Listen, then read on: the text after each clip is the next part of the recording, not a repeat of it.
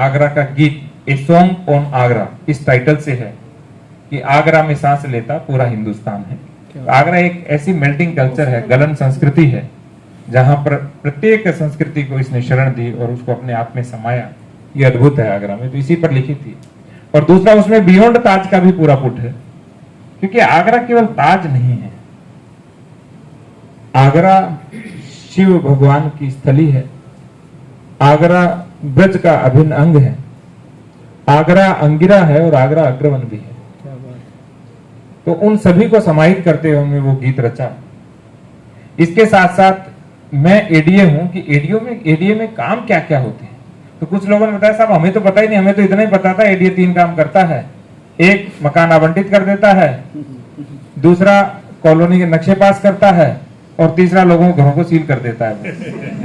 मैंने कहा नहीं, एडीए बहुत काम करता है, बहुत व्यापक काम है।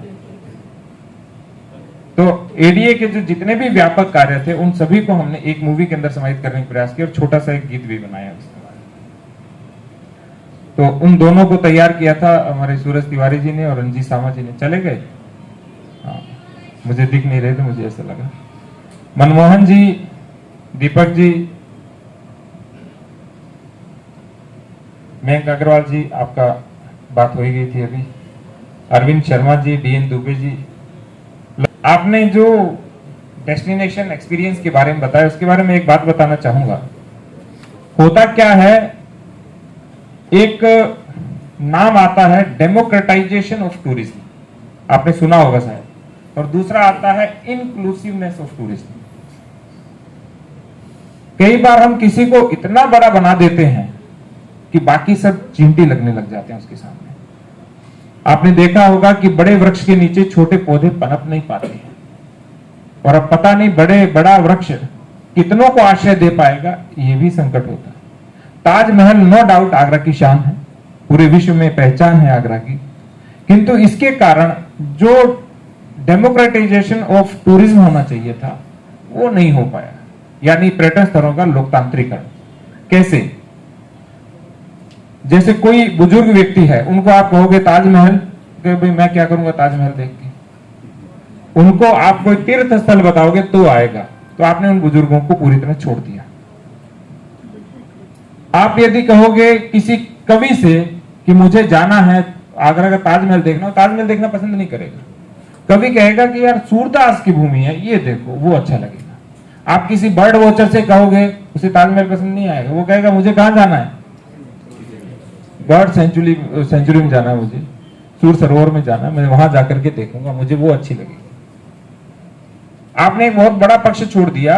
कैलाश पर 2 शिवलिंग है, जो कि अपवाद ही होता है। एक साथ 2 शिवलिंग की पूजा मिलेंगे कहीं पर, 11 शिवलिंग, 12 शिवलिंग, 9 शिवलिंग, 7 शिवलिंग, मैंने देखे हैं कई जगह पे। लेकिन 2 एक साथ जब पूजन होता है वो अपवाद है, इसको प्रचारित नहीं किया गया। और दूसरा, यहाँ पे काल सर्प योग का भी निवारण होता है। आप काल सर्प योग दूर करने आगरा वाले बेचारे उज्जैन जाते होंगे, नासिक जाते, त्र्यंबकेश्वर जाते होंगे, उनको पता ही नहीं यहाँ भी होता है। तो ये आपने टूरिज्म का पक्ष बहुत बड़ा छोड़ दिया। उसके बाद में बहुत से लोग हैं जो नदी के किनारे बैठना पसंद करते हैं। तो यमुना जी के किनारे जो 101 शिवालयों की जो श्रृंखला है उसको हम भूल ही गए पूरी तरह से। तो ऐसे अनेकानेक हमारे स्थल है, जैसे फतेहपुर सीकरी।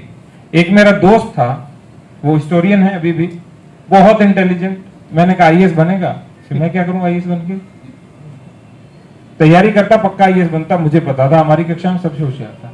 कहता मुझे तो केवल एक ही चीज देखनी है, मुझे हिस्ट्री को जानना है, और उसे केवल जो पुरातात्विक अवशेष होते हैं या चिन्ह होते हैं उन्हें देखना पसंद है। अब ऐसे व्यक्ति को बुलाना, उसे कहोगे ताजमहल, वो नहीं देखेगा, वो जाएगा फतेहपुर सीकरी, वो 4 दिन लगाएगा वहां पर। 4 दिन से पहले वो फतेहपुर सीकरी से नहीं लौटने वाला। इतने प्राचीन वहां पे आपको पूरा अवशेष मिलेंगे। तो इस तरह से यदि हम टूरिज्म को, जैसे आपने बताया आर डी मिश्रा जी ने, पीपीपी मॉडल के आधार पे करें तो ये टूरिज्म बहुत आगे बढ़ सकता है। जैसे एक हमने अभी ताज व्यू पॉइंट पीपीपी के आधार पे दिया, तो वो स्थान जब जागृत होगा, आज वहां पे शाम को बैंड होता है, यदि आप देखेंगे शाम को सैटरडे संडे जाइए, बैंड होता है वहां पे, इतना सुंदर लगेगा। 400 लोग खड़े रहते हैं वहां पे हर सैटरडे संडे को शाम को। और सबसे बड़ी बात, स्थानीय कलाकारों को प्रोत्साहन मिलता है, सबसे बड़ी बात। तो किस तरह से पर्यटन को, कला को, एडीए को और यहाँ के सामाजिक काम करने वाले के लोगों को जोड़ा जाए, ये वो एक अद्भुत यदि स्थान है तो आई लव आगरा का सेल्फी पॉइंट है। बच्चों को हम पर्यटन से जोड़ सकते हैं।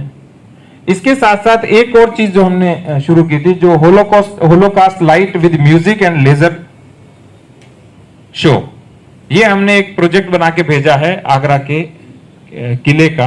वो शासन में लंबित है, हो सकता है भविष्य में वो पास हो तो बहुत ही अच्छा हो जाएगा। एक फर्रुखाबाद की बात कर रहे थे आप, मैंने मूवी बनाई मैं फर्रुखाबाद हूं, थोड़ी बड़ी बनी, मैंने कहा बड़ी बनाओ इसको, क्योंकि फर्रुखाबाद में इतने स्थान आप सोच भी नहीं सकते।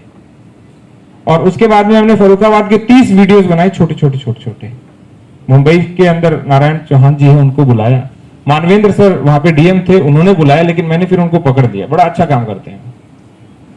मैं फर्रुखाबाद मूवी डालने के बाद बहुत से लोगों के फोन आए, 2 बड़े लोगों के फोन आए। एक रेणु खट्टोड़ जी हैं यूएसए में, वो शायद उस समय ट्रम्प साहब थे तो उनके पास वो है, तो उनका फोन आया कि मुझे पता, कि मैंने स्पेशल नंबर लिया, और क्या हमें भी नहीं पता फर्रुखाबाद में इतने स्थान है क्या। और दूसरा फोन एक बहुत बड़े पत्रकार हैं जो फर्रुखाबाद के रहने वाले हैं, आजकल दिल्ली शिफ्ट हो गए हैं, वो स्पेशल मिलने के लिए आए। उन्होंने कहा कि हमें भी नहीं पता था कि फर्रुखाबाद में इतना, हमें आपने बताया। इसमें मैं मेरी प्रशंसा नहीं करूंगा कि हमने कुछ किया, ये जो टीम होती है ना पूरी की पूरी, जैसे हमारे यहाँ साहित्यकार हैं, समाज सेवी हैं, बस इनके साथ में आप खड़े हो जाओ, ये अपने आप कर देते हैं। ठीक है, वो कहते हैं ना, करते हो तुम प्रभु जी, नाम हमारा हो रहा है। तो वो वाली स्थिति, हमने तो कुछ नहीं किया, आप सब लोगों ने किया। बस आपकी ऊर्जा का जो पुंज है, वो पुंज ये पुस्तिका है या अन्य जितने भी कार्य हैं, वो आप सभी के कार्यों का एक तरह से एक साथ लेखा जोखा है। मधुकर चतुर्वेदी जी, आर.डी. शर्मा जी,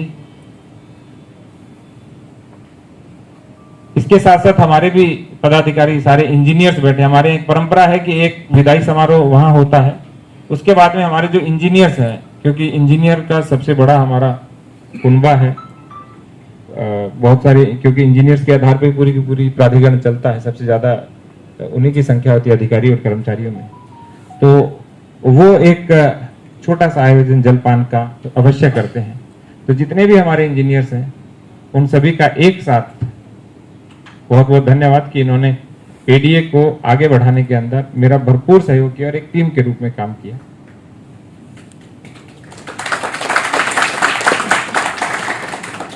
प्रत्येक कार्यक्रम के अंदर अग्रणी भूमिका निभाने वाले हमारे सुशील सरित जी, ये पीछे खड़े होते हैं।